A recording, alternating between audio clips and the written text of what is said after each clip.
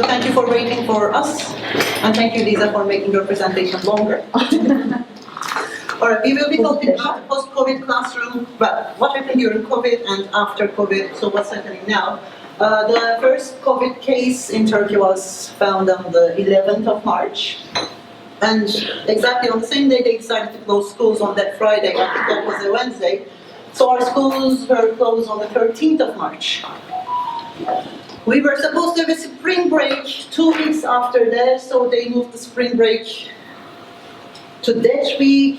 And first, but I won't call them online lessons, but TV lessons started on the 23rd of March. With TV lessons, I mean the students were supposed to sit in front of the TV, watch a broadcast for different classes at different times. It didn't work. For my experience, in the first day of the TV lessons, I made my son sit down in front of the TV. He could do it for 20 minutes, I would say. And then he said, I don't understand anything, because it wasn't personalized education. It was just a broadcast. Then in the first month was kind of messy. In April 2020, because we weren't ready.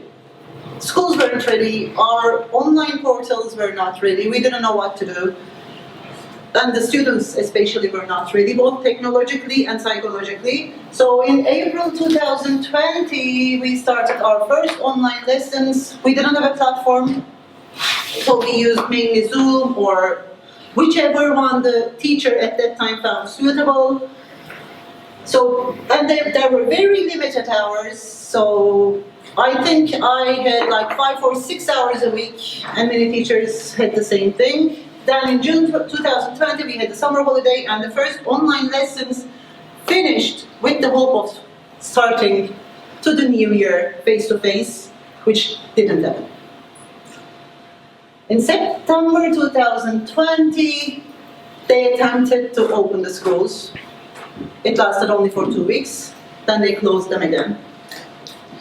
This time, the platform, the EBA platform that Müslüm showed you yesterday, was ready. So we had, which was based on Zoom, but we appointed our lessons from EBA, and the students all logged into EBA. It's very similar to what Lisa showed with the Vahais Cloud, and Müslüm showed you EBA and where we did the online lessons. And then EBA was directing us to Zoom, so we had 30-minute online lessons. During the year, in the last education year, they attempted to open the schools with different restrictions, I think 5 times, maybe more.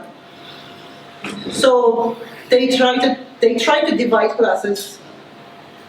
So 2 days, one group came, the other 2 days, another group came. Nothing worked. So every time it lasted only for 2 or 3 weeks, and then the schools were closed again.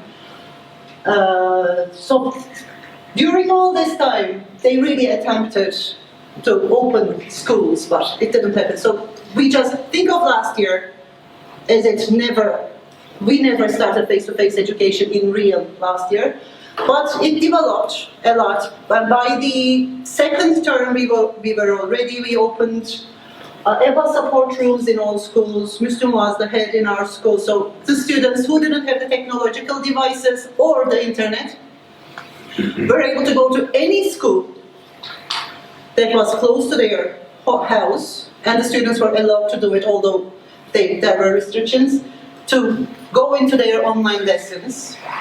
And schools and municipalities or governors, they just gave out tablets or computers to students who needed them, just to make sure everybody was able to attend the online classes. And then in June 2020, again, we finished the school year with the hope of starting face-to-face lessons this year, which thankfully happened. So the challenges we faced I think Turkey is the country that closed schools in Europe for the longest period of time. Now, thanks to the vaccinations, we are back to school, but what happened, it was a novelty for all teachers as well as students. I can very easily say teachers found it more difficult to adapt Muslim played a great role in that. He gave us online Web 2.0 tools and other digital technology classes, I think once a week. Sometimes twice a week, online classes, online trainings. So many teachers and students had very big difficulties in adapting using Web 2.0 tools. The idea at the beginning was that we go to the online lesson, and the biggest challenge was we were not allowed to use the cameras for safety reasons. So it was like us talking to a black page with squares. Everybody who knows Zoom knows what I'm talking about. So it was like, I was pathetic. We were talking to a black screen, and students were just looking at the black screen or the shared screen, it was better because they had a screen shared with them. But for us it was very difficult because we weren't able to see the students' reactions. And there was a lot of motivation problems, both for teachers and the students. Personally, I didn't like a minute of it. I didn't like online teaching at all. And if you ask me in 2000 or February 2020, I would say, yes, I'm quite good at using technology, so it wouldn't be a problem. I was wrong. And I'm sure most of the teachers here are feeling the same. And the other challenge was that most of the students did not have either internet or tablets and computers. And it was very similar to what happened in Spain. Some houses had more than one student, so probably they only had one computer or one tablet, and they had to share it.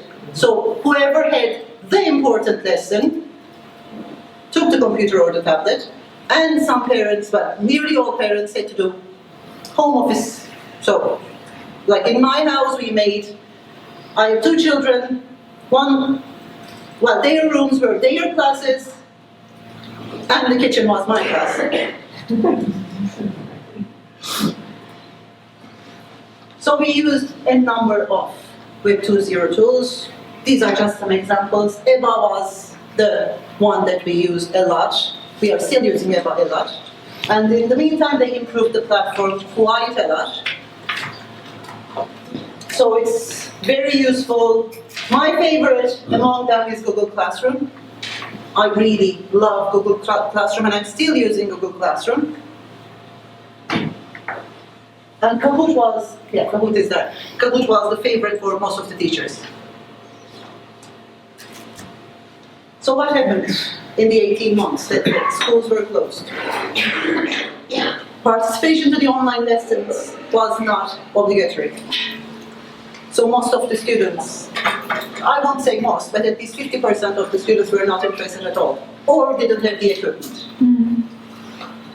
So we had at least 50% as effectiveness, and we are seeing that it was probably more than 50% now.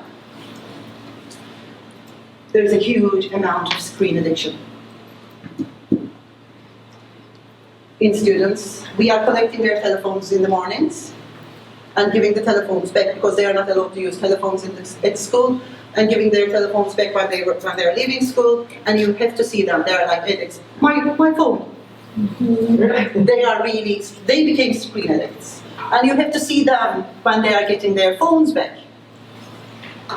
It's like, oh, my beloved one.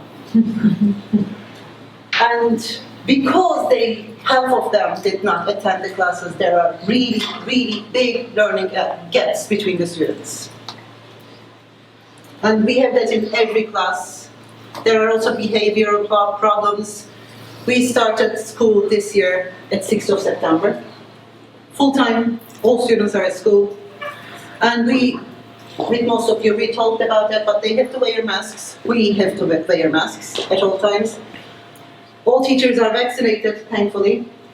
But the biggest problems we have faced at the first 3 weeks were the behavioral problems.